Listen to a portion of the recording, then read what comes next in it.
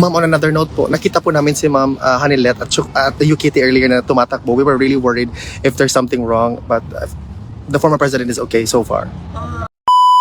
So, hindi siya papasok. Uy, ganda ni Katie. Hello po. Ay, madam. Kumusta? Kumusta sulod, madam? Kumusta po?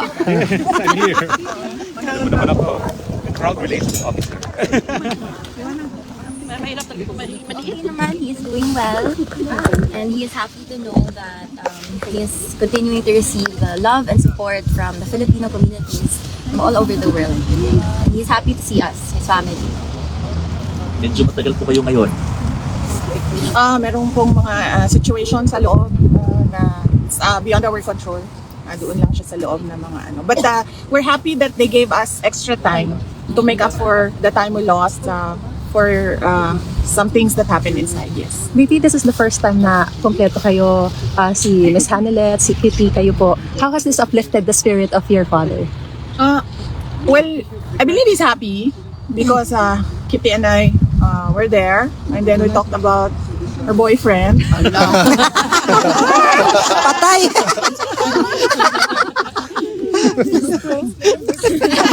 Nag-blush! Thank you. Bibi, Marika po. Yes, Mama. Kumusta po si PRRD at this point in time? Okay naman siya. Okay siya. Kitty gave him a massage. Wow! And then Kitty, ikaw na magsabi. Well, yung mga Na speechless siya sa boyfriend. Hindi ata rin. Ano sabi ni Daddy? So ayun, I was updating him with the situation with our families, and is happy to hear that we are all doing well, that we are all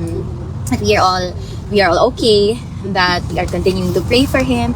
And ayun, mga positive things lang. We are telling him things that will uplift his spirit and things that will give him strength while he is inside. Nice. Advice pa siya sa'yo? Secret mo. May mga bilin siya. Boyfriend. May mga bilin siya, pero sa sunod na. Secret mo lang. VP, may balak po ba kayo mag-file ng request for hearing on procedural matters prior to the September 23 confirmation of hearing? This is something Confirmation that charges. yes, sa legal side, you need to talk to Nicholas Kaufman. So he's the only person that can talk about what they will do with regard to matters inside the ICC. How are you, VP? Pagyapon. Okay lang, not a problem. I'm just waiting for one more document, and then tapos na yung trabaho ko dito. But personally, I'm okay. Are you going back to the Philippines after that? Yes, opo. Oo. Yan na lang yung inaantay, yung document na yan. Tapos pwede na akong umuwi.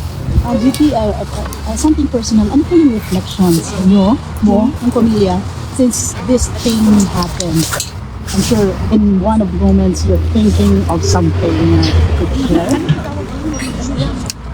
Ikaw muna. Or ako muna? Okay, ako muna. Sige. I'm happy. I think I don't have the word right now. I only have happy, but it's the incorrect word to describe it. But blessed.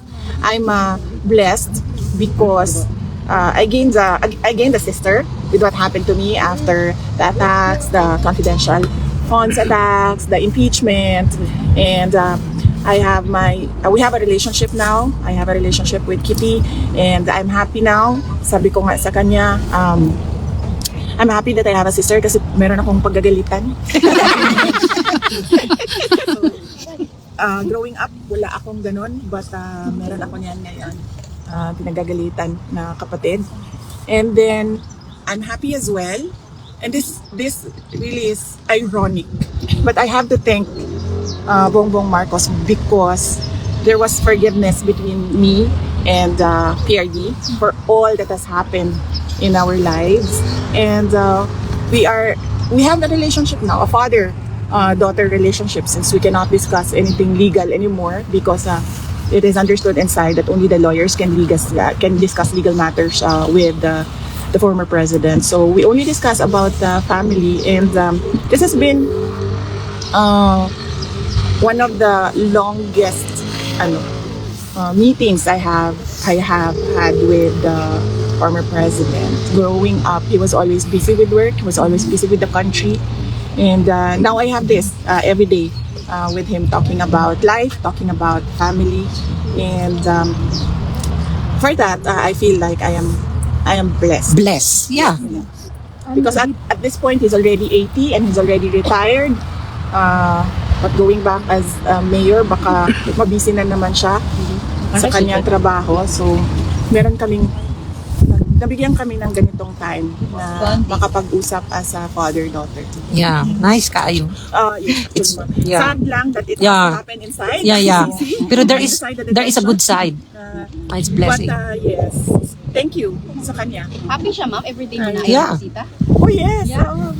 He is really happy to see us. As I have told him, that the family has never been more united, not just with us siblings, but with everyone else in the family. So he's happy to hear that. And not just us, sa mga supporters. Nga ako din. bigawas. Yes. I told him of that. I told him that, especially on his birthday, there were people with speakers. They brought speakers and the microphone. They were singing a happy birthday song to him. He knows that, and he was very happy to hear that.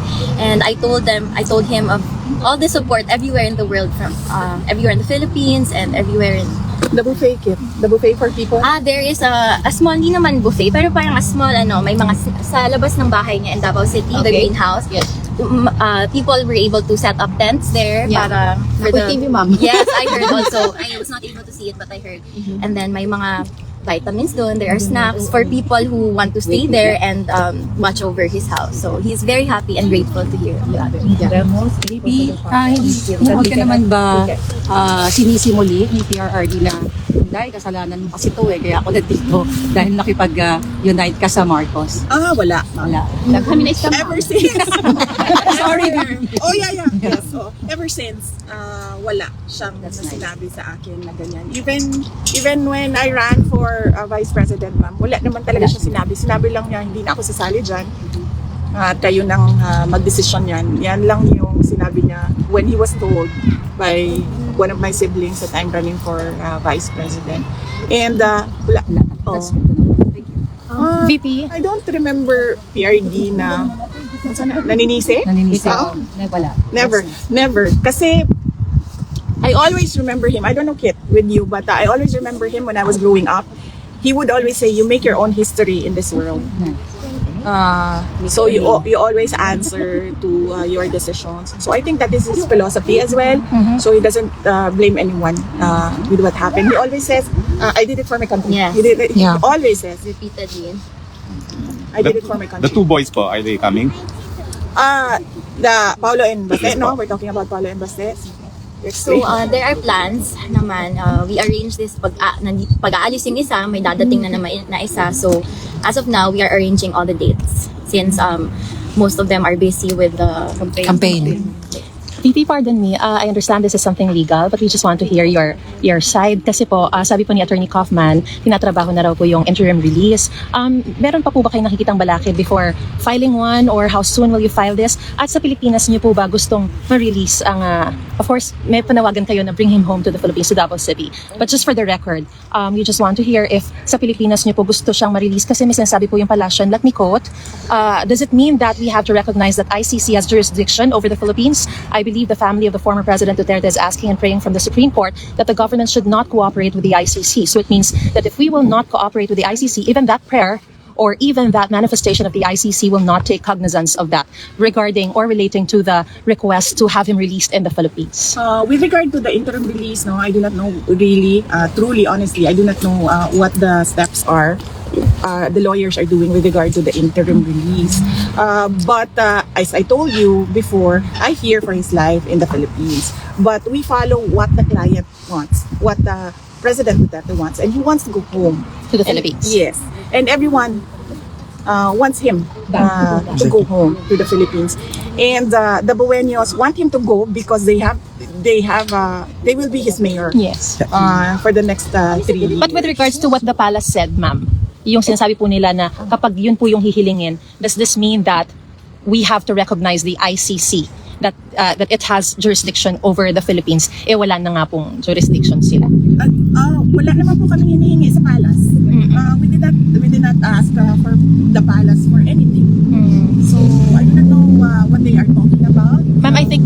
po is kapag inirelease sa Pilipinas ang isang detainee, kailangan sumunod sa lahat ng kondisyon ng ICC, yung bansang pagdadalhan ng detainee po. And in this case, if he will be released to the Philippines, then they should follow all the conditions of the ICC. And in that case, this would mean parang nasa jurisdiction pa rin tayo ng ICC. Well, that is something that they have to think about.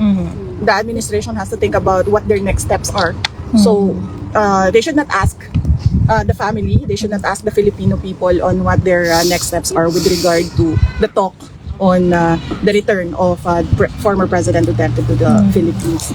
Maybe when they've decided, if ever they will decide what their next steps are, if ever it is even discussed inside the halls of the palace, they can tell us what their plans are. The government intends to do with the return of President Duterte. Ma'am, on a different note, were your mother, Elizabeth Zimmerman, able to visit the former president? My mother, she doesn't want that she be talked about or discussed in interviews, so let's keep our privacy. Noted, ma'am. Thank you. How about your reaction to House prosecution's motion to Senate to compel VP Duterte to answer impeachment complaints? Sabi, legally sound daw po ito, legally sound. And Representative Zamora said may guidelines sa pag-liquidate ng confidential funds. Kung pwede man na fictitious names, dapat daw nakadeklara ang totoong pangalan in a sealed envelope bago sinasubmit sa COA. Nagawa po ba ito ng OVP and naniniwala ang House na prosecution na palalakasin daw nito yung impeachment case laban po sa inyo, ma'am? Yun ang mga paniniwala nila. So, pagyaan natin sila sa kanilang guni-guni. It doesn't have to be yung paniniwala nila, I mean, paniniwala din ng buong bayan. Paniniwala lang nila yun. So, Ila ka na naman. Ma'am, okay na mo sa weather? Naka-adapt na mo? Like the Netherlands. I think she's okay. Yes! Hindi na siya natao. You're not cold? Oh, Bata pa naman siya Bata pa okay. And you are young, no problem. Ma'am, meron po kayong balak na assistant sa mga question mo, Filipinos na aresto sa Qatar while demonstrating for PRRD? Yes, oo. Anong balak? I already endorsed it the moment that I knew about it. I read it in the brief sa Office of the Vice President. I already endorsed to them to reach out through the correct channels on what we can do to assist as an office, the Office of the Vice President. Okay? VP, sorry. VP, VP, question lang. sorry, something legal lang po. You said po na you're going home soon. Sa Saturday. Sa Saturday na po, you're going home. May chance po ba na mako-complete na po yung legal team by then? Wala po ako sinabi na uwi ako sa Saturday. Or uwi po kayo soon? Ayaw pa uli. I said na pag dumating na yung documents, pwede na ako umuwi. Yeah. And mako-kompleto na po ba yung legal team by then po? Or Nandyan na si Attorney Nicholas Kaufman. The other lawyer, you meet her. I don't wanna reveal her name. Just ask her what her name is. And then there's another one assisting them. So far, they're okay. And they're interviewing other lawyers as we speak. So hopefully, before I leave, that team is already complete. But at the moment, no, it's not complete. pero have you identified na po the Filipino lawyer in the team po? Sino kinakausap po ninyo? We have not identified the Filipino lawyer. And is there a chance po that Attorney Roque will be back or will join that team po? I do not know because only the lawyers are talking to each other.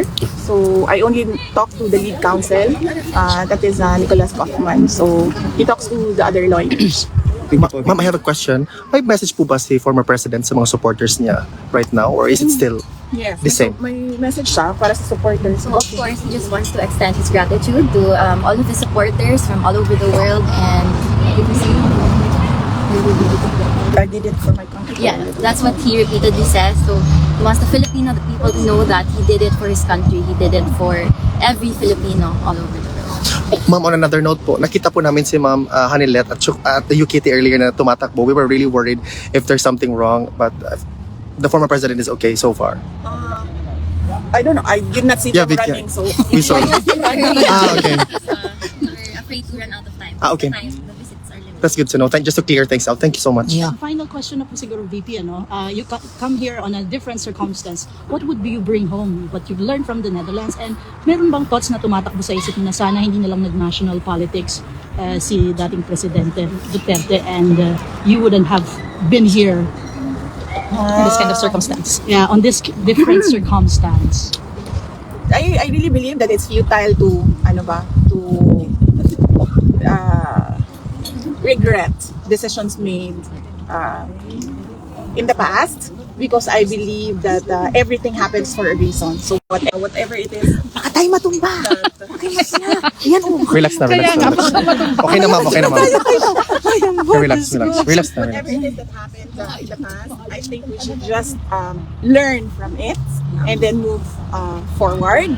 So what is my takeaway for the Netherlands?